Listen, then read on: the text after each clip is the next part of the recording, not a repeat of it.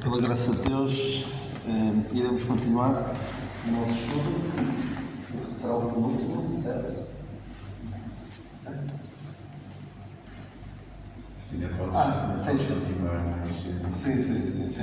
Mas não vais tentar. Tá, mas vai depender depois também da calendarização do estudo seguinte, mas temos ainda pela frente, provavelmente, centenas de estudos, ou aqui em vida, aqui na Terra, ou pela eternidade. Aí vamos compreender muito mais do que vamos compreender aqui, enquanto aqui estamos, enquanto aqui estamos neste corpo.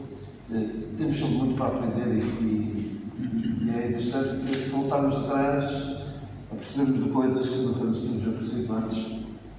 E o estudo da Palavra de Deus é riquíssimo, porque mesmo o salmista dizia que o mandamento de Deus é amplíssimo, é muito vasto. Então vamos ler uma vez mais, só vamos ler o versículo 18, 19 e 20 de 1 Epístola a Timóteo, capítulo 1. Este mandamento te dou, meu filho Timóteo, que segundo as profecias que houve acerca de ti, milites por elas boa milícia, conservando a fé e a boa consciência, rejeitando a qual alguns fizeram naufrágio na fé.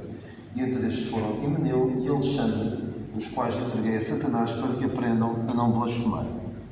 Nós vimos na semana passada que ele usa aqui uma linguagem militar, esta expressão de mandamento tem muita força, dá a ideia de, no original principalmente, dá a ideia de quase um superior militar que dá uma ordem a um subordinado seu. No entanto, ele trata-o por filho. É uma indicação clara do carinho que ele tinha por Timóteo. Ele diz: ninguém tem de igual sentimento. Ele fala logo no início da epístola, meu filho Timóteo, porque apesar de Timóteo ter aprendido das Escrituras através da sua mãe e da sua avó, creio eu, que foi com o ministério de Paulo, a sua primeira viagem missionária, que Timóteo será convertido, e Paulo desde aí foi como um pai espiritual para Timóteo, porque Timóteo não tinha um pai, pelo menos não dá a entender que fosse crente, o que diz a palavra de Deus, que era uma mãe crente e pai grego. Portanto, se fosse crente, certamente diria que era, mas infelizmente não teve esse privilégio de ter um pai e uma mãe a puxá-lo para a palavra de Deus, mas teve a mãe e a avó, e a sua avó supriu essa falta. E nós lemos aqui que dou o meu filho Timóteo, que segundo as profecias, nós falamos das profecias, só queria falar aqui mais uma coisa ou outra das profecias. Paulo, como vos disse, Paulo valorizava muito as profecias, não desprazer as profecias, fala principalmente, não desprazer, como é que dizia, dos dons, mas principalmente, como é que ele disse no versículo? Profetizar. Sim, eu sei que é principalmente profetizar, mas como é que é o início do versículo? Eu quero que procurei com zelo os dons espirituais, mas principalmente o de profetizar, porque a profecia, o dom de profetizar era muito importante naquele tempo. Porquê? Porque a palavra de Deus não estava completa. Aí havia profecias. Houve uma profecia, creio eu também, quando Paulo foi chamado para o ministério, em Atos 13, apartai-me a Saulo e a Barnabé para o ministério que nos tem destinado. E aquilo não foi o Espírito Santo que falou assim no ar. Penso eu, terá sido através de alguns dos profetas que havia na igreja. Só que quando a palavra de Deus ficou completa, diz a palavra de Deus que, havendo profecias, serão aniquiladas. Não que as profecias deixem de ser cumpridas, não é essa a ideia. A ideia é que, havendo o dom de profetizar, vai chegar ao ponto em que deixa de fazer sentido. Porquê? Porque quando vier o que é perfeito, ou seja, a revelação completa da palavra de Deus, torna-se desnecessário, torna-se desnecessário o dom da profecia. Vimos também que Paulo fala em Efésios 2:20 sobre o fundamento dos apóstolos e profetas. Não faz sentido, 2000 anos depois, estarmos a querer lançar ainda o fundamento da Igreja de Cristo com os apóstolos e profetas. E falamos também do perigo que alguns enveredam, no qual o perigo de alguns se enveredarem por profetadas, não são profecias, são bem qualquer coisa, é a profecia a cumprir-se para apenas anos mais tarde, ou até meses, ou sei lá quanto tempo depois, perceber-se perfeitamente que aquilo era uma farsa. E eu lembrei, entretanto, o meu pai costuma citar muito isso.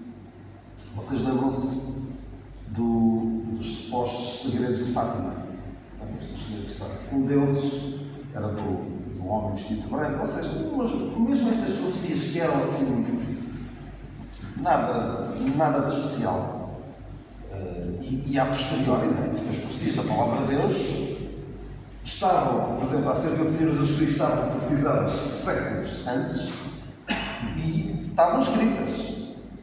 Agora, estas estavam escondidas, ninguém podia saber, e depois revelou-se, e uma delas era a conversão da Rússia.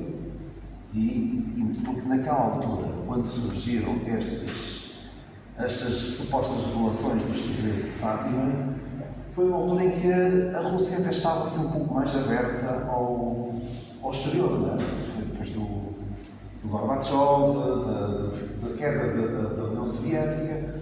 Então, lembro-me não me lembro, mas o meu pai conta que, na altura, um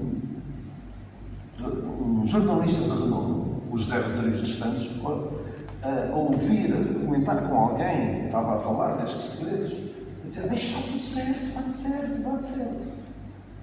Como é que está tudo certo agora?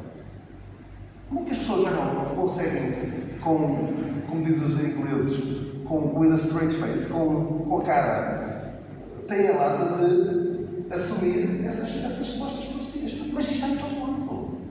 Tanta gente que faz profecias a torta e a direita e depois ainda tem a distinta lata de vir dar a cara outra vez. E o pior é que há pessoas que ainda acreditam. Vem mais outra. Esta é aqui mesmo. Aquelas pessoas que profetizam que o Senhor Jesus Cristo vai voltar. O fim do mundo. Não faz sentido. Olha, há um que o Simão conhece, que é o matemático Cardano, profetizou o dia da sua morte. E depois, para cumprir, suicidou-se. Mas cumpriu. Ou seja, são coisas. As pessoas entram em coisas que não viram, coisas que não fazem sentido, e ainda assim há pessoas que vão atrás. Profecias. É muito importante nós analisarmos as profecias. Houve profecias acerca de Timóteo, mas não nos ponhamos a adivinhar coisas. Vamos cair no ridículo. Não vamos atrair ninguém para o Evangelho. Porque há alguns que insistem no problema de profecias. Vêm dizer que isto mostra a verdade da Palavra de Deus e atrai as pessoas para o Evangelho. Não, muito pelo contrário. Quando as pessoas percebem, olha, afinal disse-me isto, não se cumpriu, ou parecia que tinha cumprido, mas depois vai saber, e afinal foi só uma suposta, um suposto cumprimento temporário. E depois isto realmente traz descrédito à Palavra de Deus. Mas então houve profecias sobre Timóteo. E no dia em que Timóteo foi consagrado para o ministério, nós lemos isso em Atos 15, porque dele dava um bom testemunho, os irmãos que estavam em Listra e Icônio, em duas terras ali próximas, e impuseram as mãos sobre ele e profetizaram sobre ele. E certamente Timóteo, que era uma pessoa muito insegura, com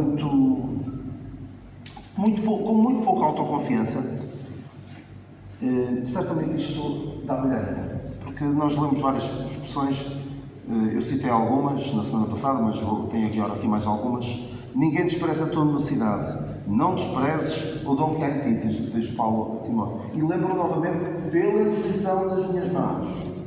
Diz, desperta o dom que há em ti. E fala também da imposição das mãos. E diz, Deus não nos deu o espírito de temor, não tem vergonhas. Fortifica-te na graça que há em Cristo Jesus. procura apresentar-te a Deus. Ou seja, Paulo tinha várias vezes de estimular Timóteo, fortalecer, dar ânimo a Timóteo. E certamente ele, ao lembrar-se destas profecias que foram feitas acerca dele, ele certamente dava-lhe um ânimo suplementar. Isto faz do jeito também algo que é importante e que nós vemos numa outra personagem bíblica. Que Deus viu em Timóteo algo que talvez outros não vissem, talvez alguns olhassem para Timóteo e não vissem uma pessoa muito capaz. Tal como alguns olhavam para David e não achavam que ele fosse um homem muito capaz. Até o seu próprio pai, lembra-se quando Samuel foi à casa de Jessé para ungir um dos filhos dele, de Jessé, como rei, o próprio Jessé, o que aconteceu? Percorreu os filhos todos e nem se lembrou que tinha David. Ninguém dava grande coisa por ele. Ainda assim, ele foi capaz de ser o rei que veio a ser um homem poderosamente usado por Deus. Humanamente falando, podiam olhar para Timóteo e não dar muito por ele, alguns poderiam não dar muito por ele, mas Deus viu nele e inspirou aquelas pessoas, aqueles profetas, a profetizar acerca dele. E saber que Deus tem grandes expectativas a nosso respeito deve animar-nos. Deus espera de nós grandes coisas. Deus esperava de Timóteo grandes coisas. Timóteo, quando se lembrava destas profecias, pensava assim: Deus está à espera que eu faça algo. Deus está à espera que eu honre estas profecias. Deus espera de mim que eu viva à altura daquelas profecias. E Deus não só tem grandes expectativas acerca de nós, mas também nos capacita. Capacita-nos e certamente ao pensarmos que Deus espera de nós e que Deus nos capacita, já vamos ver alguns exemplos de como, dá-nos uma coragem, deve dar-nos uma coragem sobre-humana. Eu estou a lembrar do exemplo de Moisés. Moisés achava que não era capaz. Quem sou eu para ir a Faraó e dizer para libertar Israel? E Deus capacita, Deus dá-lhe, não só diz vai, mas diz várias coisas importantes para capacitar, para dizer que vai capacitar Moisés. Vemos isso rapidamente em Êxodo 3, diz assim Moisés, em Êxodo 3:11. Moisés disse a Deus: quem sou eu? Vá a Faraó e tire do Egito os filhos de Israel. Deus diz: certamente eu serei contigo, e isto será por sinal de que te enviei. Quando houver de tirar este povo do Egito, servireis a Deus neste monte. Ele diz: eu serei contigo. E mais à frente, Moisés diz: eu não sou capaz de falar. Diz ele assim: Senhor, 4:10. Senhor, eu não sou homem eloquente, nem de ontem, nem de anteontem, nem ainda desde que tens falado com o teu servo, porque sou pesado de boca e pesado de língua. E disse o Senhor: quem fez a boca do homem? Ou quem fez o mudo, o surdo, ou o que vê, ou o cego? Não sou eu, o Senhor? Vai, pois, agora, e eu serei com a tua boca, e te ensinarei o que has de falar. Ou seja, Deus não só mandou Moisés, mas também o capacitou. Gideão também não se sentia capaz, e Deus diz: vai, o Senhor é contigo, varão valoroso. E ele diz: Senhor meu, se o Senhor é connosco, por tudo isto nos sobreveio. E mais à frente, Deus diz: vai nessa tua força e livrarás Israel da mão dos midianitas. Porventura não te enviei eu? E depois continua Gideão e diz: Senhor meu, como te livrarei a Israel? Porque uma mulher é mais pobre em Manassés e eu menor na casa do meu pai. E o Senhor lhe disse: porquanto eu serei contigo, hei de ser contigo, tu ferirás os midianitas como se fossem um só homem. Uma vez mais, pouca confiança por parte da própria pessoa, e Deus diz: vai, eu estou contigo, eu vou ser contigo, eu vou capacitar-te, eu vou dar-te a vitória. E ainda Jeremias também dizia: eu não consigo falar, eu sou uma criança. Jeremias 1:6. Senhor Jeová, eis que eu não sei falar, porque sou uma criança. Mas o Senhor disse: onde quer que eu te enviar, irás, e tudo quanto eu te mandar, dirás. não temas diante deles, porque eu sou contigo para te livrar, diz o Senhor. E estendeu o Senhor a sua mão e tocou na boca, e disse-me o Senhor: eis que ponho as minhas palavras na tua boca. Olha, põe neste dia sobre as nações e sobre os reinos, para arrancares e para derribares e para destruires e para arruinares e também para edificares e para plantares. Então vemos aqui várias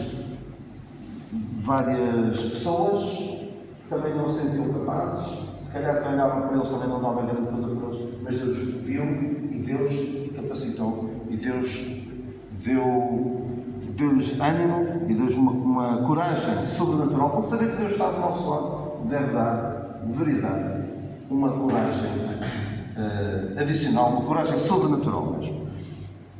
Sobre aquela questão de Timóteo, feitas profecias e colocaram as mãos, o Paulo também diz a Timóteo: não imponhas precipitadamente as mãos, ou seja, não tem cuidado, tem algum critério em colocar as mãos, em dar o teu aval em relação a alguém, porque é importante, e Paulo dá instruções a Timóteo sobre isso. Para alguém servir, deve primeiro dar mostras, deve dar uma série de qualidades, certos requisitos que se esperam das pessoas que servem. Não é só porque achamos, deve haver algo mais. E diz também que há aqui uma outra expressão que ele usa sobre os diáconos, que estes primeiros sejam provados e depois sirvam se forem irrepreensíveis. Não é de qualquer maneira. Não é só porque eu simpatizo com esta pessoa, eu engracei com ele, mas deve haver critério. E é importante, apesar de hoje não haver este dom de profecia, é importante que na Igreja estejamos atentos a pessoas que evidenciam certas características e não é... Alguns ainda fazem isso. Vêm aqui à frente e põem as mãos para consagrar ao ministério. Não digo isso, mas dar ânimo, encorajar e dizer: nós depositamos grandes esperanças em ti, força, anda para a frente, estamos cá para o que for preciso. Não vamos dizer isto de impor as mãos, mas há algo que penso que é bíblico e que é... Isto também é bíblico, atenção, para impor as mãos é bíblico, só que não é dispensacional. Não é assim, não há nada que diga na Bíblia que não se deve impor as mãos sobre alguém. Nós é que se calhar, como vemos isso acontecer em certos meios e associado a isso há uma série de coisas, se calhar evitamos.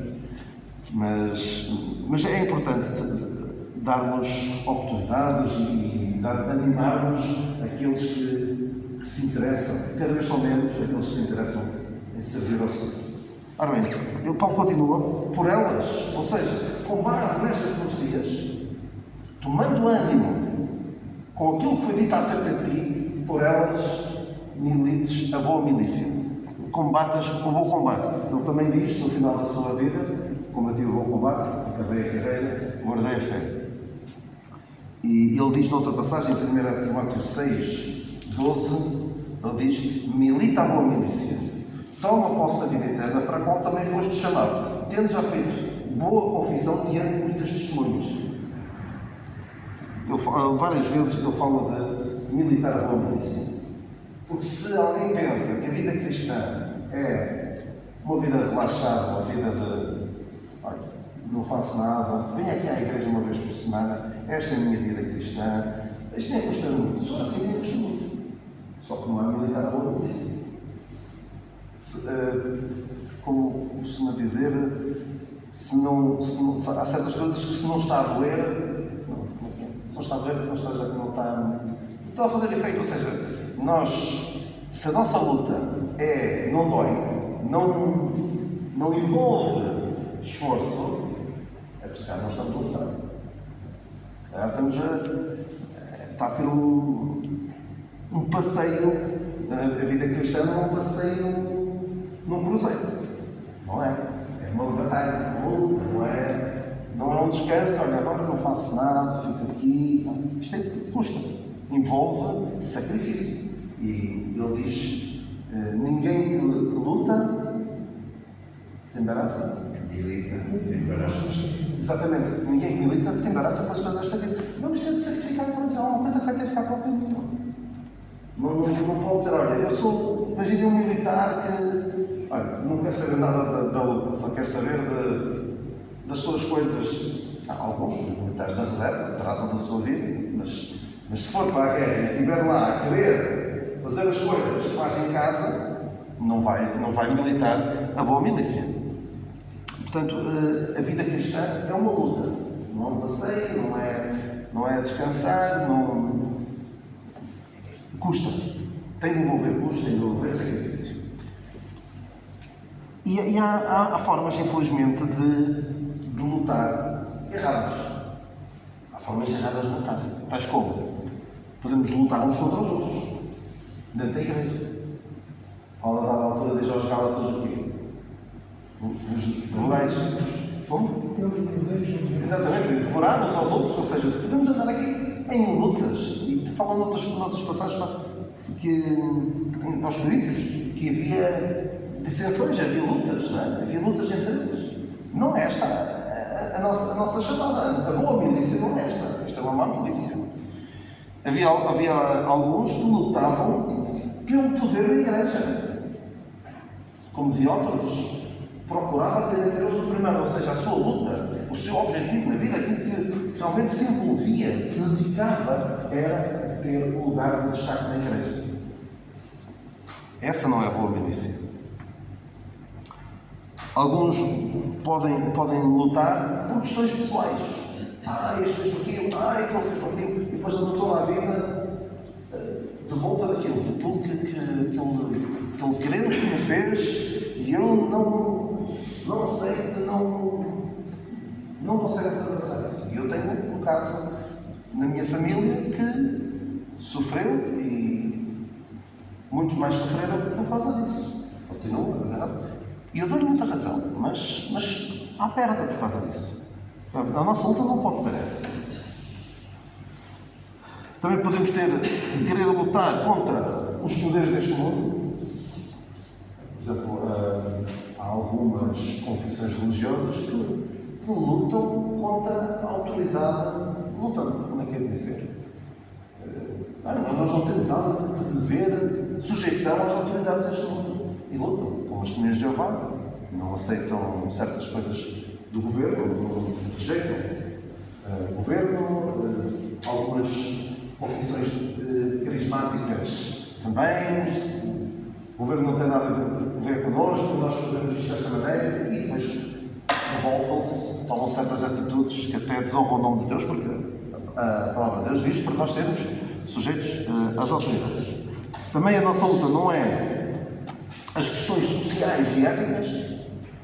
Não devemos fazer da nossa vida lutar pelo fim do aborto, pelo fim da eutanásia, pelo lutar contra a agenda LGBT ou outras coisas. E provavelmente alguns vão ouvir dizer: se nós queremos valores cristãos, temos de votar no partido A, no partido B, ou no partido C, H, ou por aí fora. Há malta que diz isso: é o único partido que nós podemos ver. É complicado. A nossa luta não é esta. A nossa luta não é ir para a política, para votar. Como eu disse, a frase que eu disse na semana passada, sobre o lago, a nossa missão sobre o mundo é o lago, não é? A nossa missão é o quê? Em relação ao lago? Não sei. Como? É pescar os peixes, não é limpar o lago. Nós não vamos conseguir limpar o lago. Deus vai levar-nos. Deus vai. E alguns até olham para isso: a igreja vai ser uma fracassada. É um fracasso. A igreja é um fracasso porque Deus vai ter de nos levar embora. Porque alguns que acham que não, nós temos de lutar para que venha um reino aqui, preparar as coisas para que o mundo seja mais santo e mais preparado para a vinda do reino de Deus. E acham que a nossa postura é derrotista.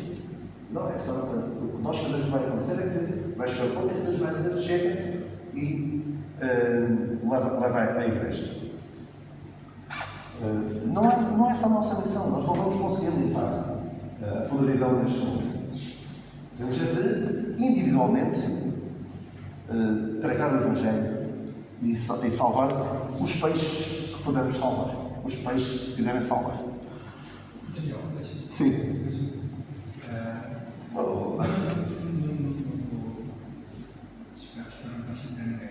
a questão dos partidos é uma coisa que está, então, desde ontem, está muito interessante.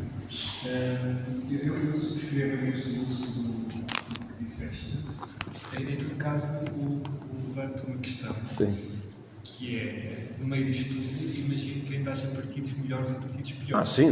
Melhores, se calhar, não sei se há partidos Menos maus. mas pelo menos menos maus. Sim.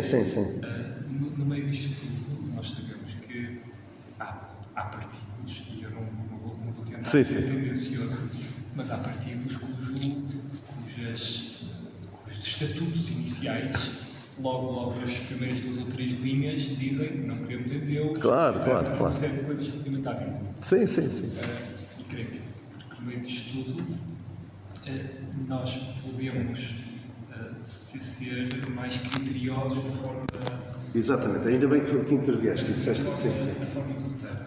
Até porque, e isto é uma opinião muito pessoal, que vale, mas tenho a sensação que muitos cristãos estão a ser manipulados por mais 10 euros no final do mês. Sim. E tenho a garantia absoluta que se Satanás estava na disposição de dar ao Senhor todos os reinos do mundo, também está na disposição de nos dar 10 euros ao fim do mês, se em troca disso nós perdermos bebés, perdermos crianças e perdermos uma série de outros valores. Sim. É importantíssimo. Eu concordo perfeitamente e vou dizer só 2 coisas. Já terminaste a dizer? Eu, quando falei isto, pode dar a ideia de que é indiferente, votem no partido que quiserem, porque eles são todos iguais. De facto, acho que não. Porque há, de facto, partidos que, não é preciso dizer nomes, mas vejam o partido que nos trouxe o aborto, a eutanásia, o assim chamado casamento homossexual, toda esta questão trans que também já está a vir. Não preciso dizer nomes, mas sabemos que partido é que trouxe isso. Identificamos com isso, achamos que isso traz... E não é só uma questão de gosto, é que a liberalização, a banalização do pecado, a glorificação do pecado que tem havido nos últimos anos, prejudica a nossa ação enquanto crentes neste mundo, não só enquanto cidadãos que querem viver uma vida quieta e sossegada, mas também na própria proclamação do Evangelho. Porque se vivemos num mundo onde tudo é banalizado em termos de pecado, como é que as pessoas vão sentir o peso do seu pecado? Vão sentir-se, olha, estou bem. Não se sentem minimamente incomodadas com a forma como vivem, com a forma antibíblica como vivem. E torna bem mais difícil, é algo que eu tenho dito várias vezes, o diabo tem conquistado uma grande vitória, que é convencer as pessoas de que o pecado não existe. O único pecado hoje é dizer que algo está errado. A religião dominante deste mundo diz que o amor é amor, faz o que diz a tua consciência, né? Vai onde te leva o coração, e se alguém te diz, olha, esse caminho que estás a levar não é bom, olha, isso é que é o pecado mais grave de todos. É isso que nós vivemos agora. Portanto, assim, acho que foi bastante pertinente teres dito isso. Agora, nós fazemos na nossa vida a luta política, que alguns enveredam por isso. Não digo, olha, não se metam, mas tem algumas reservas, porque não é para isso que fomos chamados. A nossa chamada não é essa. Então nós podemos encontrar-nos, como diz Paulo diz aos Coríntios, assim combato,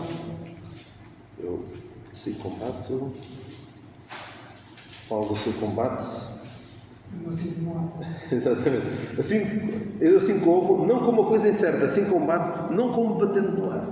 E portanto nós sabemos o que é que andamos aqui a fazer. Qual é a nossa luta? Porque imaginem um soldado que vai para a guerra, nem sabe o que é que vai fazer. Não ouve as instruções do do seu general vai e começa a atirar às tantas, pode causar grandes baixas ao seu exército. Bem intencionado, vai lá para o meio e põe-se a fazer coisas que ninguém mandou fazer e estraga a estratégia toda. E nós devemos saber o que é que andamos a fazer. Estamos aqui para lutar pela verdade do Evangelho. Por exemplo, Paulo, o que é que diz? Nem por uma hora cedemos, para quê? Para que a verdade do Evangelho permanecesse entre vós. É isso que nós devemos lutar pela pureza do Evangelho, pregar o Evangelho, fazer com que o Evangelho seja conhecido e não deixar que... Porque ele depois continua. Eu queria ter continuado, queria ter avançado, mas depois Duarte diz que se calhar tem mais tempo, depois não devias dizer isso. Sabes que ele diz... Tens mais tempo, sim. Se não for hoje, pode ser. Sei. Mais Ele diz: milites por uma boa milícia, conservando a fé. Como é que lutamos uma boa milícia? Conservando a fé, mantendo a fé, para que a verdade do Evangelho permanecesse entre vós. Não é deixar que as coisas relaxem, as coisas, abrir mão, por amor à paz, vamos ceder aqui, vamos ceder ali. Não, Paulo não cedeu. Paulo às vezes parecia que parece que lhe saltava a tampa por coisas assim menores, mas ele, por vezes, tinha de dar um murro na mesa e dizer: não, eu não vou ceder isto. Isto é importante demais para deixar passar. E ainda há bocado falei das questões pessoais. Alguns, por questões pessoais, não abrem mão. Não falo mais com aquela pessoa. Não quero mais nada com aquele crente. Não vou mais àquela igreja. Não, isto... Paulo, nesse aspecto de coisas pessoais, o que é que ele dizia? Que me importa? Aqueles que andavam a pregar o Evangelho só para lhe fazer mal, só para o arreliar. Dizer, mas que importa? Contanto que Cristo seja anunciado, nisto me regozijarei e regozijarei. Alegrava-se. Os coríntios falavam mal dele, diziam que a sua presença era fraca, as suas cartas eram muito fortes. Ele dizia: eu amo-vos, coríntios, eu gosto de vocês, eu amo-vos. Ainda que, sendo menos amado, ainda mais vos amo. Dizia algo assim.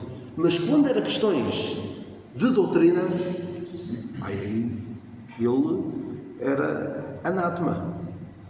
E não era anátema, porque reparem no seguinte: por vezes, isto também está relacionado com as nossas lutas. O que é que me deixa mesmo incomodado? É que alguém me trate mal? Ou que alguém trate mal o Evangelho da graça de Deus? Se calhar muitos crentes, se beliscar o Evangelho da graça de Deus, se alguém mete os pés pelas mãos na questão do Evangelho, por exemplo, injeta obras para salvação, alguns deixa passar, não, também é um bocadinho diferente, mas se lhes fazem mal, se lhes pisam os calos, ficam todos fulos, por assim dizer, ficam super zangados. Mas qual era a atitude de Paulo? Podiam calcá-lo, podiam maltratá-lo, podiam fazer tudo e mais alguma coisa. E ele dizia: mas que importa? Não é isso que vai fazer diferença no final? Agora, quando mexiam com o Evangelho da graça de Deus, ele dizia: se alguém vos pregar outro Evangelho além do que vos tenho anunciado, seja anátema, seja maldito. Portanto, deve ser esta a nossa postura, a de Paulo, de saber porque é que lutamos. Sabemos porque é que vale a pena lutar. É a minha dignidade? É o meu bem-estar? Ou é o Evangelho da graça de Deus que nós temos de lutar para que a verdade do Evangelho permaneça entre nós? É isto que nós temos de perceber. O que é que andamos aqui a fazer? Caso contrário, vamos trazer desonra para o nome de Deus. Não vamos ser bons soldados. Vamos ser soldados que combatem, não sabem como é que estão a combater, batem no ar, sem saber bem o que é que estão a fazer. E se Deus permitir, continuaremos. Eu queria falar aqui também da boa consciência, do naufrágio na fé, ainda temos estas coisas para falar, de conservar a fé, queria falar um pouquinho mais sobre isso, do naufrágio na fé e destes dois indivíduos que a Bíblia é muito pouco simpática em relação a eles, Himeneu e Alexandre. Este Alexandre, não creio que seja o Alexandre o Latoeiro, há vários Alexandres na Bíblia, mas estes andavam a pregar coisas que não deviam. E aí sim, reparem, estes dois, Paulo teve uma ação muito radical, muito grave. Entregou-os a Satanás para que aprendam a blasfemar. Para que aprendam a não blasfemar. Porque de facto andavam a corromper a fé dos outros. Nós também iremos ver isso, se Deus quiser, na próxima semana. E que o Senhor nos continue a abençoar com o estudo da sua palavra.